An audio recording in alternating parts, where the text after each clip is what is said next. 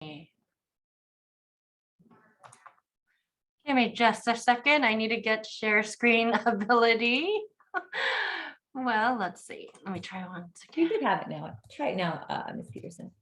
Do I have it's saying you cannot share screen while the other participant is sharing. So is there you go. Someone sharing? Okay. Oh, okay. Here we go.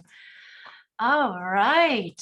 So thank you so much for joining us. We have a very, very special guest. We are very excited to welcome our special guest today. What I learned in Poway is that Poway Unified School District is very much a family as we work together and achieve together. And so I wanted to just tell you a little bit. Well, I don't know that much, but I've had some special moments with Dr. Patel. And I wanted to share with you that last coffee with the principal, I shared this picture. But what I didn't share was that this was the evening that I really got to know and spend a little bit of time with Dr. Patel. We're right there in the center together holding that check. And I realized how much that nothing compares to the genuine warmth of the people in our great district.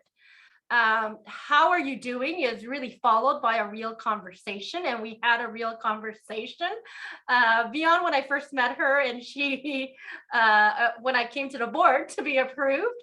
And we care for one another as staff members, and every single board member in Poway was there with us that night, which was unlike any other district represented that night.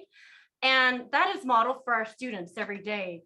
And so whether we're at school, off campus, there is a genuine working together and achieving together at every point of our days here. So I'm going to stop sharing screen. Thank you so much, Dr. Patel. I don't know if I need to hand it over to PTA or Dr. Patel, but thank you. Yeah, I'll go ahead and get started. And just to give a little bit of a background on myself, since, you know, it's been a while probably since we've had an in-person meeting. So my name is Darshana Patel. I do have 3 kids in our school district. This is the first year in a while that they're not all in different schools. So I have an 11-year-old, a 14, and a 16. And I'm even lucky now that my 14 and my 16-year-old drive off to Westview together in the morning. It's a beautiful thing. For those of you with little kids in elementary school, you will arrive at this moment where you don't have to take everybody to school every single day. And it's a nice thing, but I still do have my middle schooler. She's in 6th grade at Mesa Verde. And I still do take her in a carpool to school in the mornings. And that's why I was a little late getting on today. I moved to San Diego 11 years ago, and I got involved in the community right away. As Principal Peterson said, we're all of us who are on the school board have been very involved in our communities. We don't just sit back and watch things happen around us. We got to where we are because we were PTA members, we were foundation members, we were on town councils, we were in leadership roles in other, areas of community service. So we know our community well, we care about our community, and that's what motivated us to run for school board. And even though we don't always agree on everything on the Board of Education, we all treat each other respectfully, and we all understand that fundamentally we care about our kids. And everything we do is focused on what's best for kids. And I say that across the board, even though politically we may be different, culturally we may be different, we all put the priority of our students first. And you can see that in how we go out to our schools, we engage in activities, and we are all in attendance at our board meetings, and we come prepared every single time. So that's kind of my background. I was born in the US. My parents immigrated from India. And part of the reason why I was interested in running for school board to begin with is I looked at my Board of Education and I thought there were ways that we could do better. And at the time, John Collins, our former superintendent, was involved in, he was caught in some corrupt behavior, and a bad bond was passed that several people in our community, half of our community, is on the hook for. So there were a lot of things we could do better. Special education we could do better. Being more inclusive of our children in our classrooms, we could do that better. There were lots of things we were doing. There was room for improvement. And I also knew that when my parents came to the US, they didn't know the system. They had no clue. They didn't know what education in the US looked like and what role they played in it. And so I thought if we were going to be really welcoming to our community, our very, very diverse community, we needed someone on the board that could at least relate to that immigrant experience somewhat. And we hadn't had anyone on the board that understood that. One of the first things I did as a board member is I asked our staff to start using a more inclusive, culturally inclusive calendar. I heard from a student at Westview that his counselors didn't understand that his faith followed a lunar calendar. And so time and time again, things were being scheduled on days where he would be fasting or he would need to be out of school. And that kind of struck me as, oh, I bet he's not the only one that goes through this. Actually, half of the world follows a lunar calendar. So it was interesting to see things like that we were doing that really, it just needed some awareness. We just needed to bring more awareness to our school district. So that's kind of my background. I'd like to share a little bit about what we're doing at the school district level right now. There's a lot going on. It's not just COVID all the time. Trust me, staff is working incredibly hard in so many different aspects of running a public education system. So with vaccinations, as you know, PUSD has hosted several vaccine clinics to help get our community vaccinated. And sorry, I'm looking at some notes to make sure I get my details correct. We've had clinics at Mount Carmel and Del Norte High School over the summer, and more recently at Abraxas, Westview, and Poway High School. And coming up soon, we will have one at Valley Elementary School. So I know that's on the other side of town from us, but it's scheduled for November 18th as of now. And based on the recent FDA and CDC approval of the vaccine, it looks as though that SHARP clinic will also be able and be prepared to vaccinate students 5 to 11.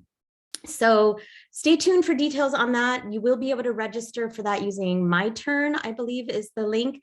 And the district will put out some more information on that soon.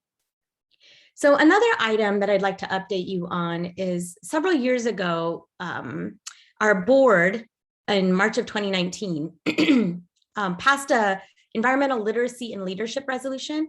So literacy is for the student aspect of it. Leadership was for the administrative aspect of it. So our facilities, what our facilities was doing for sustainability.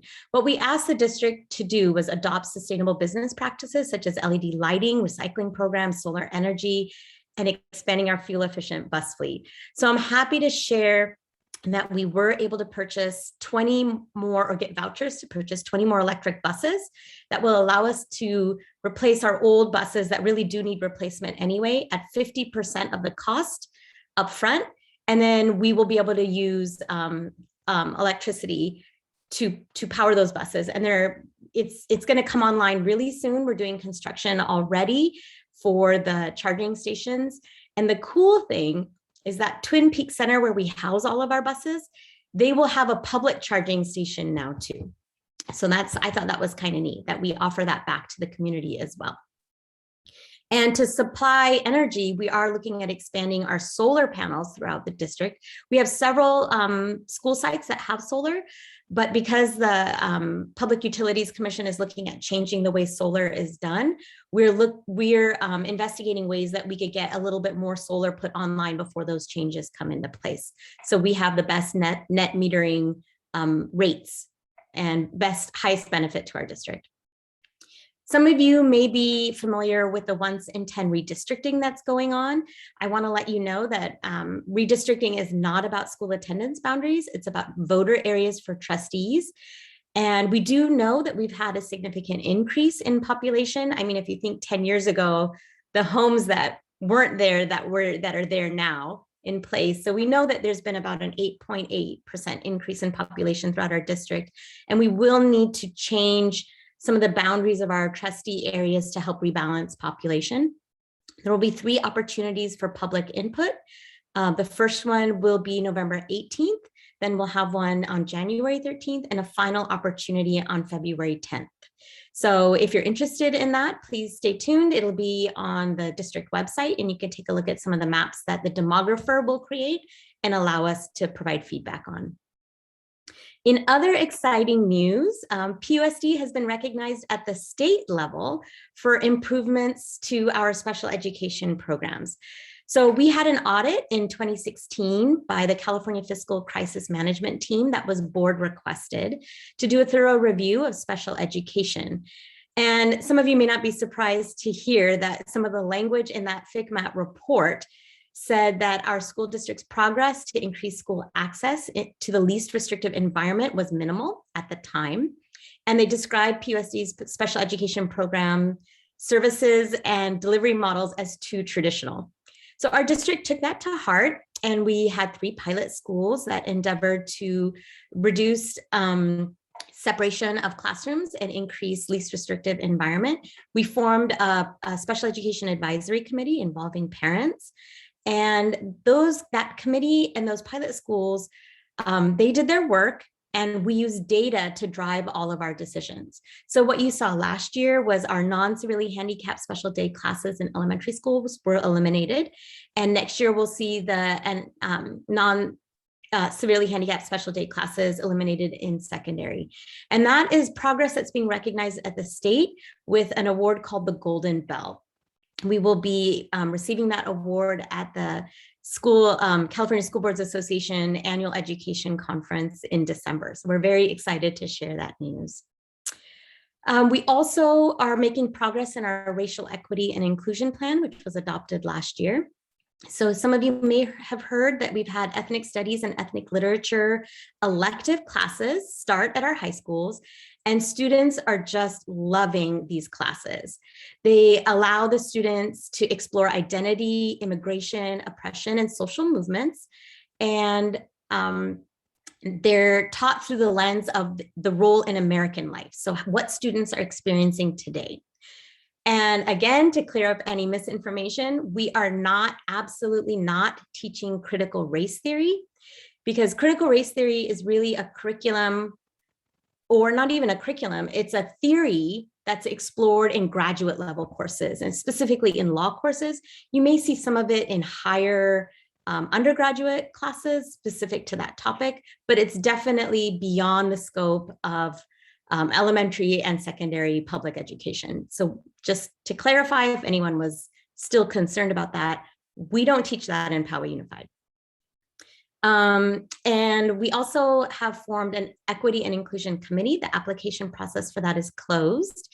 We did have overwhelming positive response to the formation of that committee. And just to let you know, if you applied for it and didn't get selected, please continue to support committee work happening at your own site level. That's still very important work, and it informs what the board needs to do going forward. So we really appreciate that. A little bit about boardsmanship. So in my role as a school board trustee, I'm also a delegate to the California School Boards Association, and our San Diego region School Boards Association, that organization, I'm the current president for that.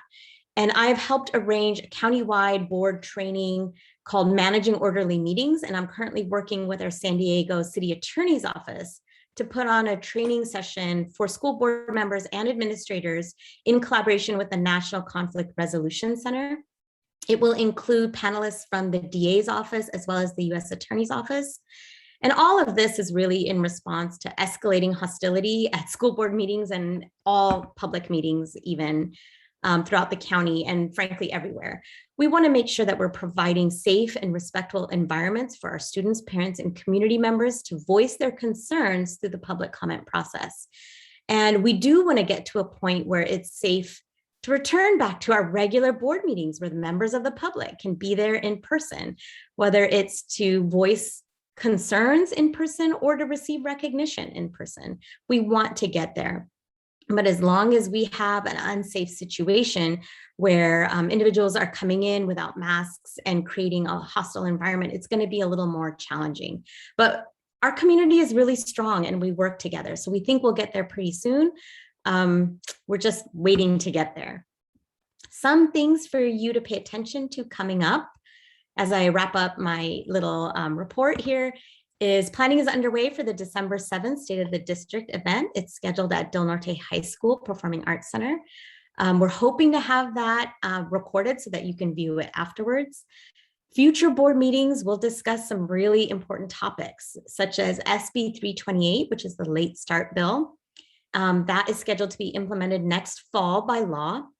And we're also considering a facilities bond, so that will also be on upcoming agendas, as well as possible middle school redesign in coming years to allow for middle school students to have more electives and more opportunities to explore career interests before they get into high school.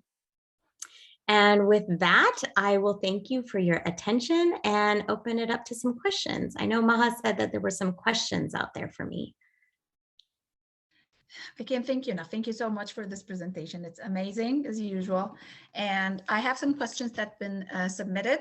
So would you like me to start now? Yeah, go for it. So first question was, how can we look up the standards that our kids should be meeting at each grade level? So those standards are at the California Department of Education website. So you can look them up there and get lots of detailed information, or you can talk to your teachers. I really recommend the best thing to do for this question and most of the questions that you have is start with your teacher. Send your teacher an email. Start exploring that relationship. The teacher is not just there for your student, but the teacher is also there for you. Send the teacher an email. If you still have questions or concerns, once you've reached out to the teacher, talk to your principal. Those are your best connections, both best resources that you have at your fingertips. That's where you build relationship with your school system. Don't feel shy. They're there to help you. Thank you. I think the second question, kind of on the same criteria, what can we do to support student learning at home? Well, I'm still working on it with my own kids. What I do at home is I create a very structured learning environment for them. So I have 3 girls. They have very different personalities. They work very differently. One needs her hand in a snack bowl all the time. Her mouth needs to have food in it all the time. So she gets to sit at the kitchen table.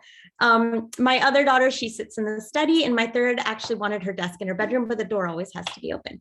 So you have to create a space where they can go to that's structured, where all of their supplies are. So they know they have the space to work. And I think that's one thing. Routines are usually very good for kids.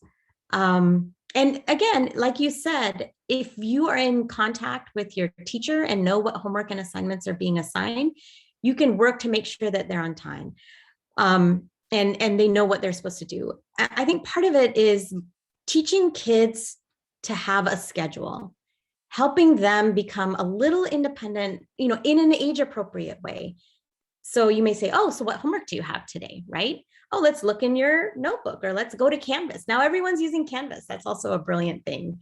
Let's go to Canvas. Have you checked Canvas? Check Canvas and come back to me. So teach them how to do these things, these little things on their own, and they'll get there. They'll get there. I think Poway Unified across the board delivers a high quality education in general. Our parents demand it. We have a community that doesn't settle for less. So if you feel like you're not getting what you need, again, I go back and say, talk to your teacher. It's okay. That's the way to do it. Thank you. What is the best way to work with teachers to better understand what is being taught at school? Send them an email. Yeah. Yeah. If you have a concern, perhaps an item in social studies is not covering a topic the way you feel comfortable with, send them an email. There's usually something that can be done or some conversation that can be had to help you better understand why curriculum is designed this way. There's usually, what I've learned over the years, a lot of intentionality behind things. Sometimes there's legacy, and sometimes it's just because that's the way it was done and no one had a concern about it. So until you voice that concern, a teacher can't fix it, right? They may not know, it may be a blind spot for them. So help your teachers see those blind spots if they have them. And of course, what all mothers say, that you get more with honey than you do with vinegar. So be kind when you send those emails. Don't be confrontational.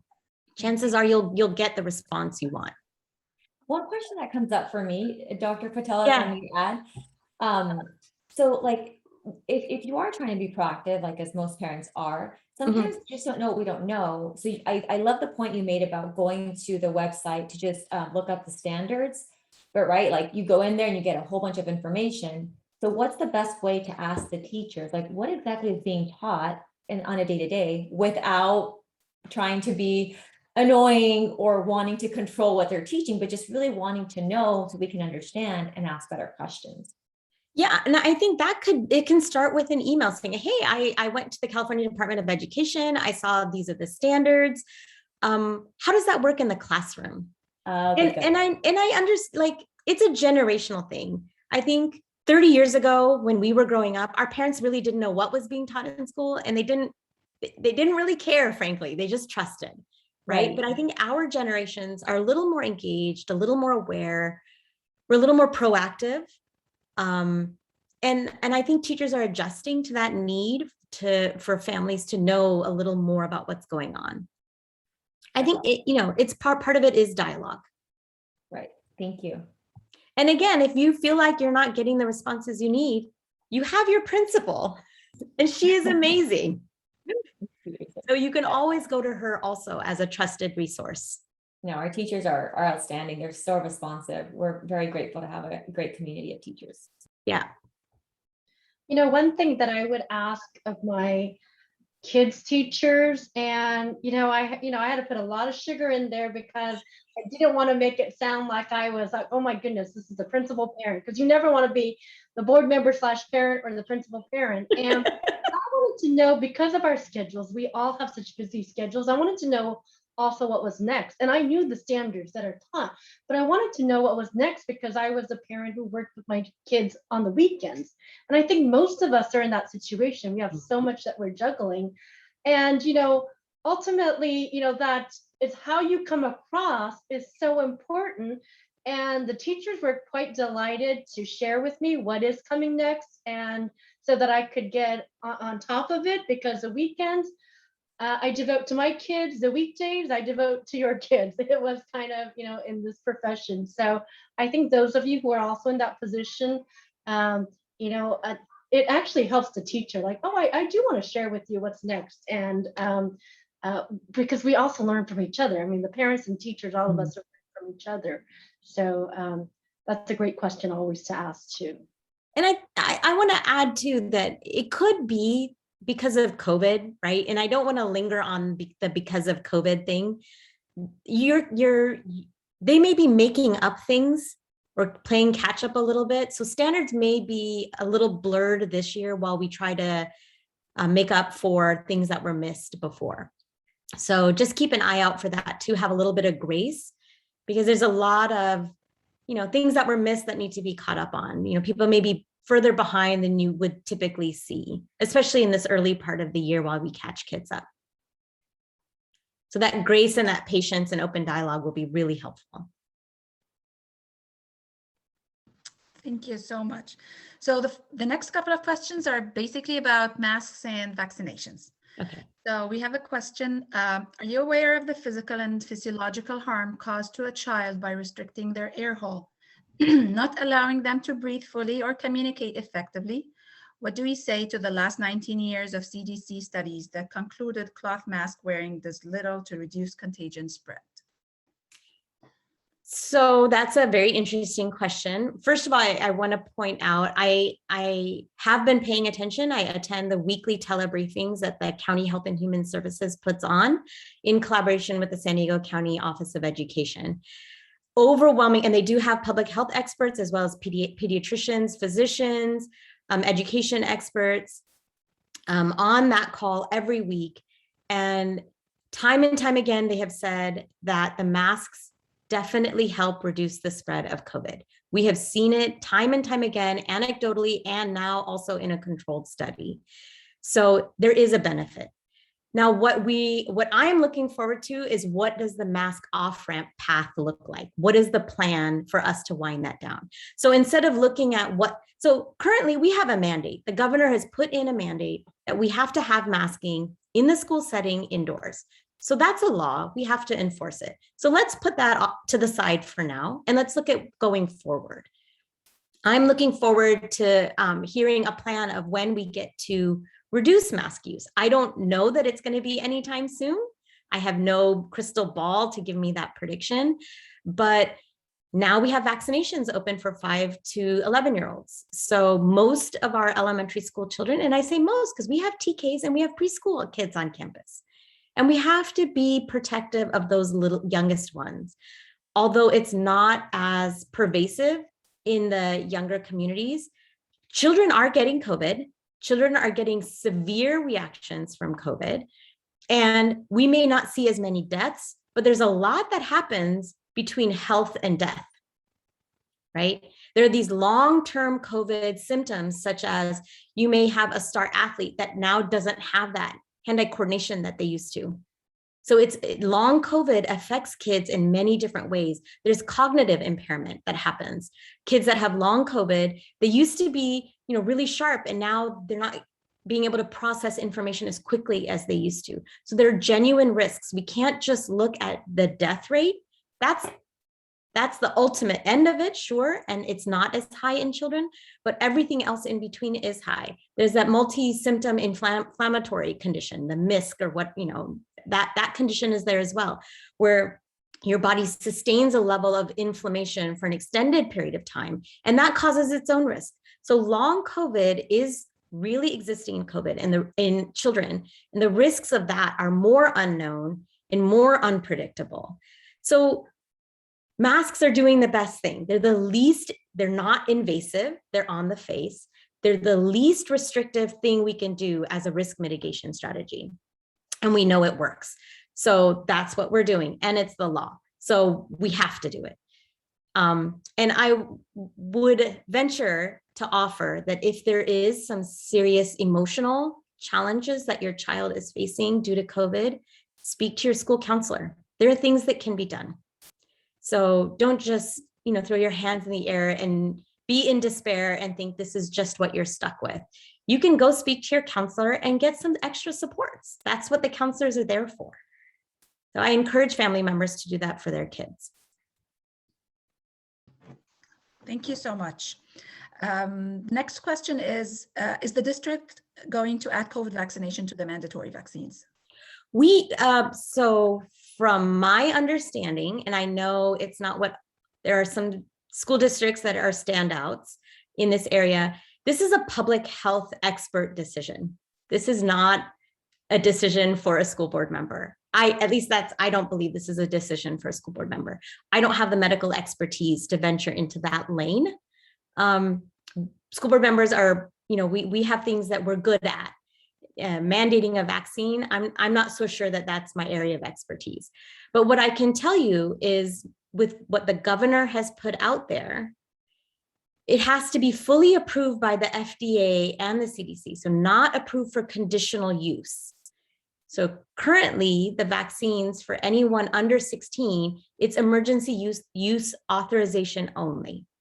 Those have not been fully approved, although millions of kids have had it and the side effects are limited. It hasn't been fully approved. So it's looking as though we won't have any sort of vaccination requirement until the fall. Again, there's still the month of December ahead of us, November and December, and they could approve the 12 and up, but unless that happens, it's not going to be a requirement. But now let's look at what that requirement entails. If the governor asks or puts in a mandate for vaccines, it needs to have a religious and a personal belief exemption on top of the medical exemption. If it's done through the legislative process, so through the assembly and through the Senate, the state assembly and the state Senate, then they can decide whether those exemptions are allowable or not. So in 2015, some of you may have heard that personal belief and religious exemptions were removed from the vaccine requirements. So personal belief and religious exemptions are no longer allowed for the currently approved vaccination that are recommended for children if you want to be in public education. So the COVID vaccine would have to go through that legislative process for that to happen. What I'm hearing is that the senator that wrote that bill initially back in 2015, he is a physician, and I believe he's even a pediatrician. He is not convinced yet whether adding that to that schedule is going to happen or not. He's still looking at all the data, and he needs to see whether he wants to write that in. That doesn't mean any other senator or any other assembly person can also write a bill. So it could happen from anyone else, but that Senator Pan specifically is still examining all the data and he's weighing the risk benefits of that. So as of now, there's nothing on the horizon for mandating it. Thank you so much. And I know we ran a little bit over time, but I really can't thank you enough for being here with all your busy schedule and answering questions. Thank you so much, Dr. Patel. That was awesome. I really enjoyed it, and it was very informative for me. Yeah, thank you. I love interacting with the community. You can see I love to talk. I have no problems explaining things to anybody. If you have a lingering question, feel free to email me as well, and I'll try to put you in touch with the correct person to answer your question. Thank you so much, Dr. Patel. And thank you for everybody that joined. This session was recorded, so we'll be sure to send it to the entire community. Really appreciate it. Great insight. And thank you, Mrs. Peterson and Maha. Thank you so much. I'm so grateful for our board members. I mean, they're community members, they're parents, and they continue to share so much, their own family, their own life, their children, and their expertise. And even when they say, hey, I don't have the expert information on that. So I'm just so grateful for the complete honesty at all times. Thank you. Thanks, everyone. Have a great day. Bye. Bye.